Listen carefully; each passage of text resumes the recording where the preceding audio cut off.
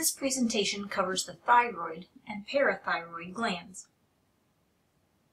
The thyroid gland is located in the anterior neck, just below the thyroid cartilage or Adam's apple.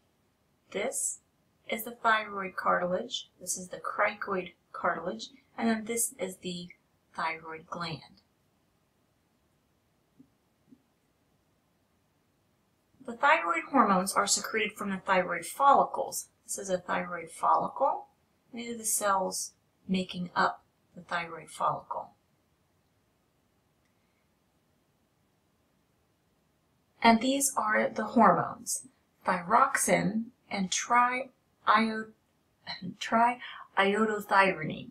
You may have heard them called T4 and T3 on a blood test called a thyroid panel. The thyroid needs a supply of iodine to be able to make functioning thyroid hormones. Without it, the body will request thyroid hormones, and the thyroid will make what it can. But because they are not functional hormones, the body doesn't recognize that they were released and will request more from the thyroid. This cycle repeats itself, and the thyroid gland enlarges.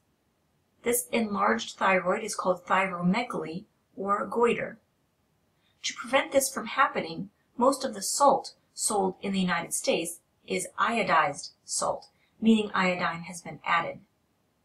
T3 and T4 target almost all the cells of the body. In this table, we see several functions of thyroid hormones. When thyroid hormone is released into the peripheral tissues, we see that it can cause an elevated oxygen and energy consumption in cells, meaning that they use a lot of glucose to make ATP. It can cause an increased heart rate with a corresponding increase in blood pressure. Thyroid hormones can cause an increased sensitivity to sympathetic stimulation. It can maintain the respiratory centers sensitive to changing carbon dioxide and oxygen levels, stimulate red blood cell formation, other endocrine organs, and it can accelerate mineral turnover in bone, and that would be calcium. Looking at these, you might be able to understand some of the symptoms of hyper or hypothyroidism. The thyroid gland also secretes a hormone called calcitonin. The C cells, or those cells between the thyroid follicles, these cells here and up here, make calcitonin. There are three primary targets for calcitonin: the osteoclasts of the skeletal system, the intestinal cells, and the kidney tubules. The function of calcitonin is to lower blood calcium levels, and this is achieved in several ways. One, the osteoclasts are inhibited.